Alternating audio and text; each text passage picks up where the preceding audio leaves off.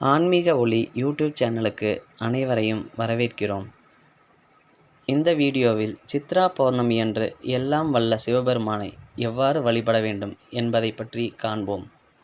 இதோ உங்கள் ஈசன்.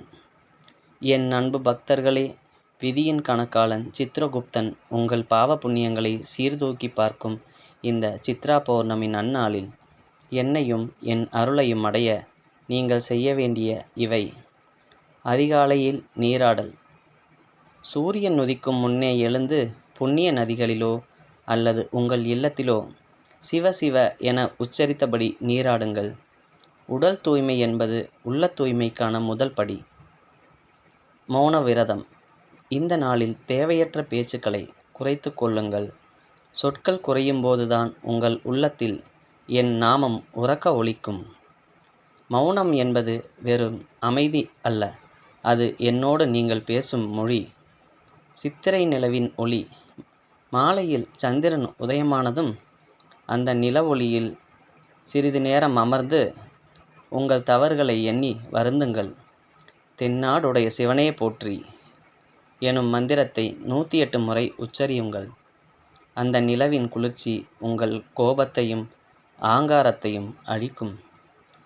சித்திரகுப்த வழிபாடு.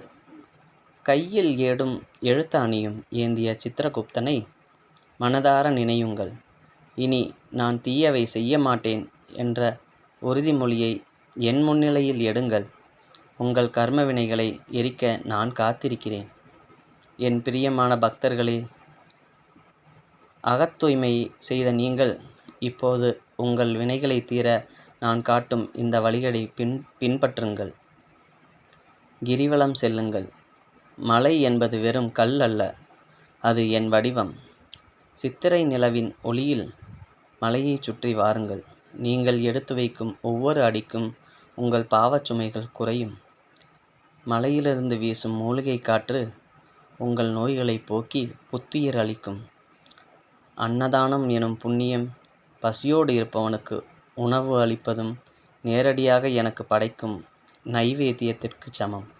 இந்த நாளில் தயிர் சாதமோ அல்லது எளிய உணவோ மற்றவர்களுக்கு மனமுவந்து வழங்குங்கள். நீங்கள் தரும் ஒவ்வொரு கவள உணவும் உங்கள் சந்ததியினருக்கு நல்வாழ்வை தரும். இல்லத்தில் லிங்க திருமேனி இருந்தால் அதற்கு பசும்பால் அல்லது இளநீர் கொண்டு அபிஷேகம் செல்லுங்கள். ஓம் நம சிவாய எனும் 5 எழுத்து மந்திரமே உங்கள் கவசமாக இருக்கும்.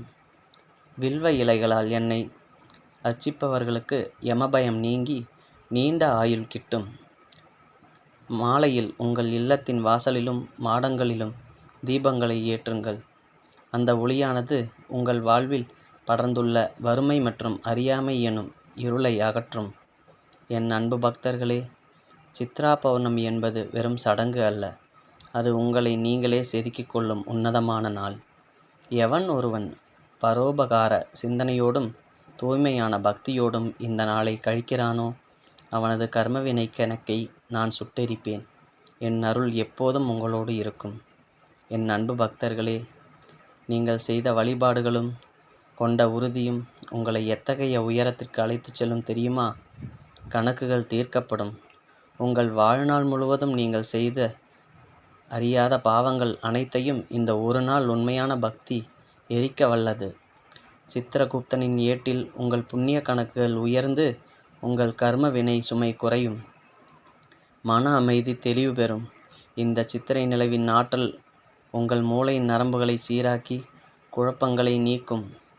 இந்த நன்னாளுக்கு பிறகு நீங்கள் எடுக்கும் முடிவுகள் தீர்க்கமானதாகவும் வெற்றியை தருவதாகவும் இருக்கும். குடும்ப மேன்மை உயரும். சித்ரா பௌர்ணமி அன்று விரதமிருந்து என்னை வழிபடும் இல்லங்களில் சந்ததி தழைக்கும். உங்கள் பிள்ளைகளுக்கு நல்லறிவும் நற்பண்புகளும் கிட்டும்.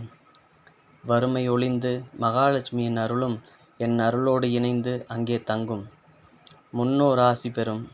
இந்த நாளில் நீங்கள் செய்யும் தான தர்மங்கள் உங்கள் முன்னோர்களுக்கு திருப்தியை அளிக்கும். அவர்களின் ஆசி உங்கள் குலத்தை காக்கும் கவசமாகவும் மாறும். இறுதியாக நான் உங்களுக்கு சொல்வது ஒன்றே ஒன்றுதான். பக்தி என்பது கோயிலில் மட்டும் இருப்பதல்ல, அது நீங்கள் மற்ற உயிர்களிடத்தில் காட்டும் அன்பில் இருக்கிறது. இந்த பௌர்ணமி நிலவைப் போல உங்கள் மனமும் குளிர்ச்சியாகவும் வெளிச்சமாகவும் இருக்கட்டும். சென்று வாருங்கள். என் அருள் எப்போதும் உங்களுக்கு துணையாக இருக்கும். ஓம் நம சிவாய. ஓம் நம சிவாய. ஓம் நம சிவாய. ஆன்மீக ஒளியை சேனலை தொடர்ந்து வீடியோக்களை பெற எங்களது சேனலை சப்ஸ்கிரைப் செய்து எங்களுக்கு ஆதரவு தாருங்கள். நன்றி.